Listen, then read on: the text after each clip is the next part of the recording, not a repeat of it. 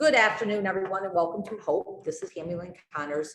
I have my friend Burrow with me today. How are you today, Burrow? I'm okay. How you doing? I'm good. I'm good. So I'm super excited to hear Burrow's story. For those of you that don't know, my podcast is Hope, helping other people evolve. My mission and vision here is just to help people that feel like they're struggling alone. Unfortunately, a lot of people go through struggles, but fortunately, like Burrow, you can get through your struggles and get to a strength. So that's what this is all about, hoping that somebody hears a story and that day, maybe they're laying in bed or sitting on their couch thinking they can't get through their day, and they hear one of these stories and they get up and walk out the door and go ahead and live their life and know they can get through it. So I do not really know anything about Burrow's story because a friend introduced me to him. So this was like our first time meeting. So I'm excited to hear your story. I know that you have a sobriety story. And so if you just want to maybe start, I guess, growing up, what was life like for Burrow growing up? Okay.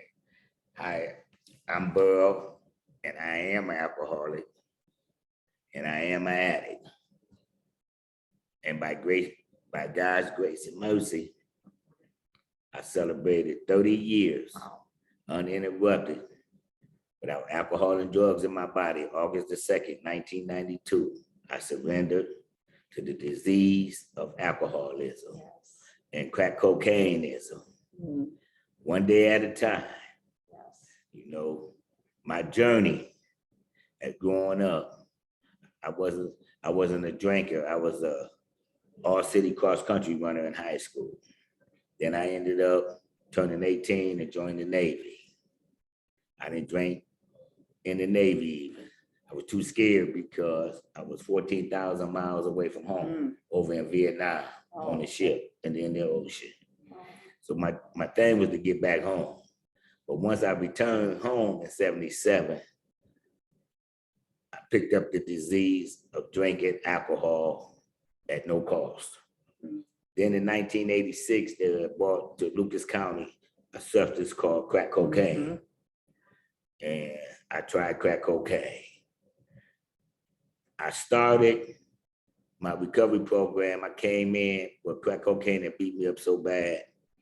I came in weighing 64 pounds. Wow. Where the potassium in my bones had started decaying because of this disease that I love so much. Now, as time go on,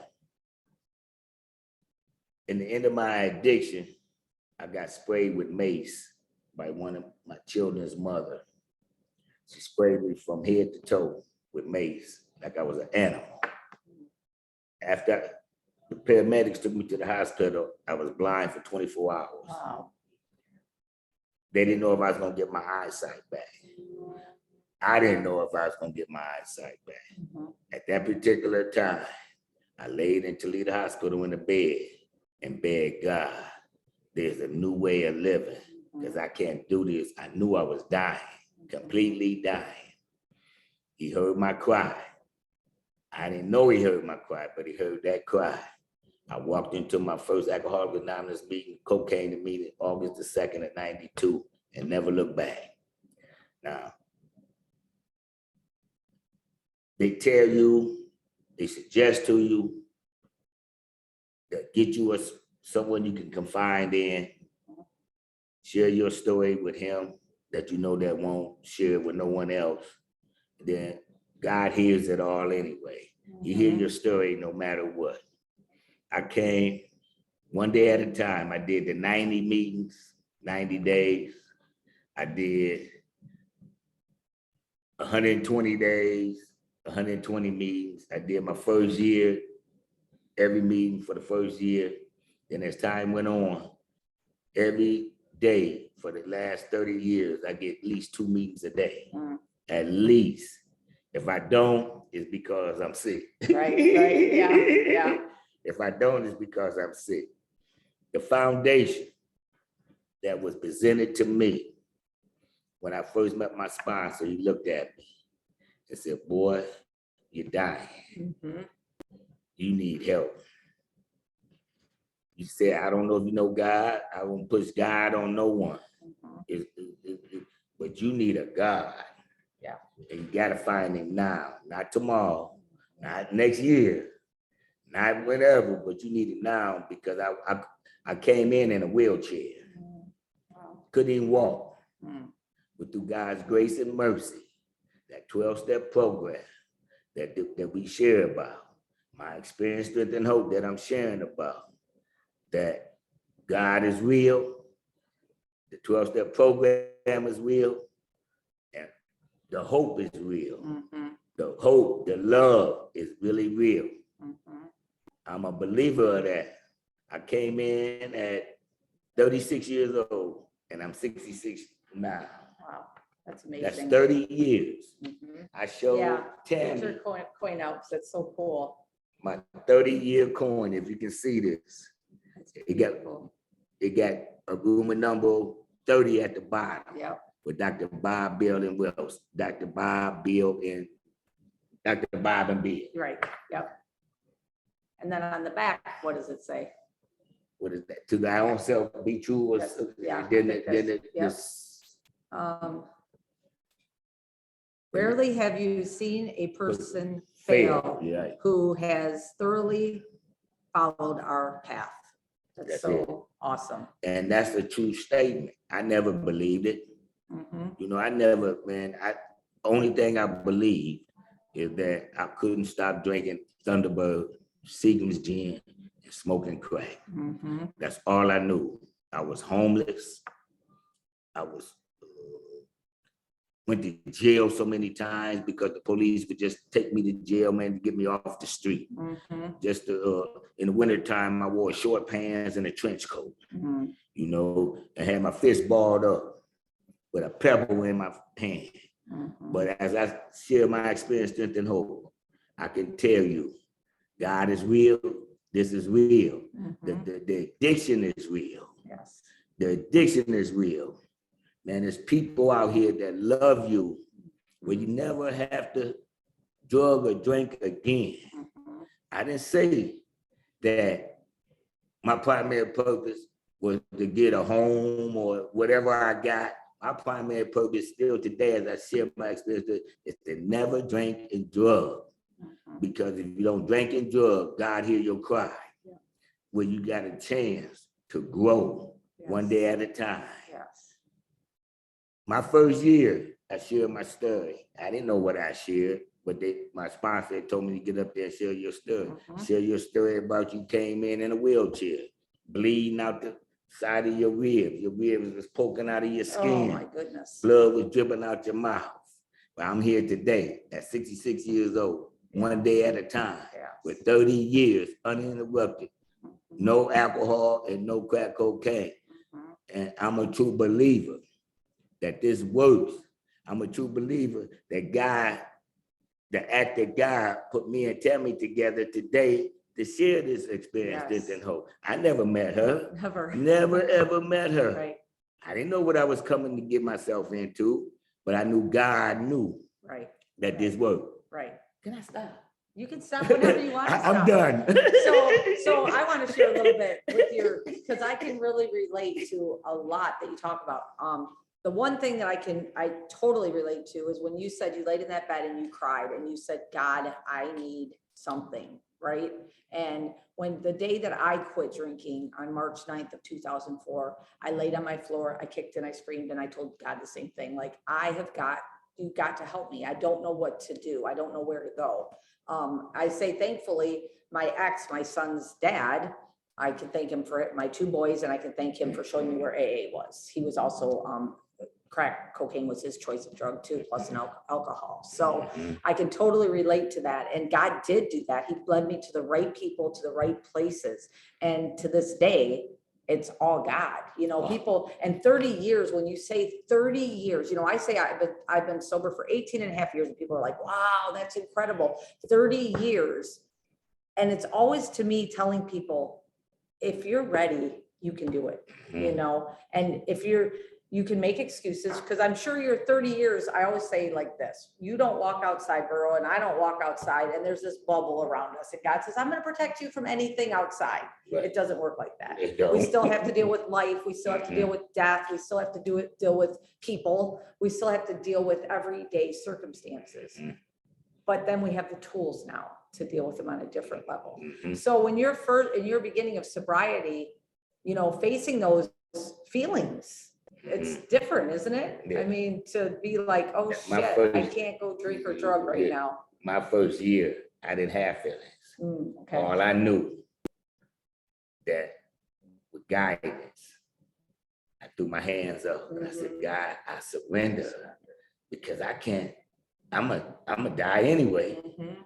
So give me a chance, God, to live one more day, Mhm. one more day. Mhm. You know, and then as the days went on, I got out the wheelchair. I got to walking. And true enough, what you sharing, he didn't promise me nothing but you can't drink and drug. He promised me that. Right. He didn't say, like you said, Right. oh, my life. Right. I'm not going to get into my life. My life story was hard. Yeah. When I woke up August the 2nd, 2022, I cried, got on my knees and told the Lord, drinking and drugging was easy. But God, this world is hard for me. It's hard. I got up with tears in my eyes and went to my bathroom, Mr. Chu, and looked in the mirror. And he blinked his eye at me. He blinked. He said, son, I gave it to you with a blink of an eye. But it was hard, God. Sure. It's hard. Yeah. It's hard now. Right. But he said, I gave it to you with a blink in the eye because I'm God all by myself. And this is your journey. Yes. That you experience your strength and hope with others. Yeah. That this God can do the same thing for you. That's right. As he's done for me. That's right. Man, I was homeless for ever since 1977 to 2020. Wow. But I never wanted to drink. Never wanted to drink. Then the VA finally seen that I was coming up on 30 years. Got in touch with the right people, Marcy Kapner and them. They said, well, he's a disabled vet from Vietnam. But they never took a look. And I never did, that wasn't important. That was not important in my life. My point was to stay sober. Don't smoke that crack. And I knew one day I'll share my story one last time with someone that he real and you don't never have to drink and drug, no matter what. Yeah. That's the truth about this all. Life itself, I got children, 24 grandchildren, wow.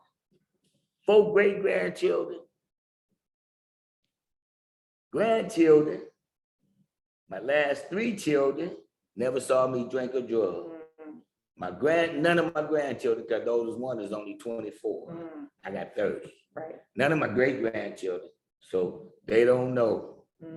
Oh, but you got the records of the past. Right. With their mothers, grandmothers, and whoever else. But they look at grandpa. Say, grandpa, I ain't never seen you drunk. And I can keep going one day at a time. That past, God gonna always put it there, but he always got you covered, right? No matter what. Can I stop? You can stop again. Yes. No, it's good. Okay. Well, I think Burrow's done sharing his story of hope. But you know what? I appreciate you coming here and talking to us just to share that because you know, it just shows that what we can get through anything. As you guys all know, I talk about it all the time. My belief is God, 100%. Some people's faith is others, you know, the universe, whatever it is that you believe. But man, you got to believe and have faith and know that you are strong enough to get through anything you put your mind to. But you got to be willing to have that help and you have to be able to reach out. It's okay. You know, I know that like when I was just talking to a friend of mine because she lost her husband and found out that he was actually a heroin addict and she had no idea. And so anyways, I was telling her that throughout my drinking career, as I called it, I never reached out for help. I was very much a closet drinker. I was very functional in my drinking. I worked full time. but I never asked anyone for help because it was almost like a shame to me that I was there. So when I finally did, because I, like you, I was gonna die. I weighed 84 pounds and, you know, my liver was failing, my eyes were yellow, all of it, like you said. And I knew that I was going to die soon. And my son, I did not want him to find his mom dead like I found my dad dead.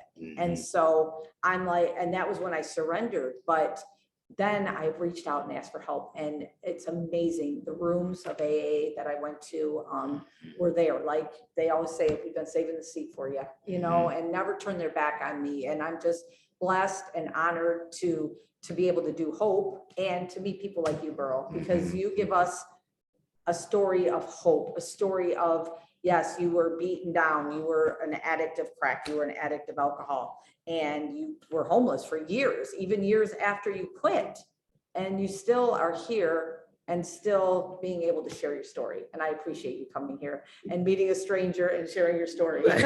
Thank you. Thank you so much. All right, you guys. Well, thank you for jumping on Hope. I do hope that you all have an amazing day. And remember, you're not struggling alone. There's so many struggles in this world, but you can get to a strength. I promise. Have a blessed day. Thanks. That's a promise. That's a promise.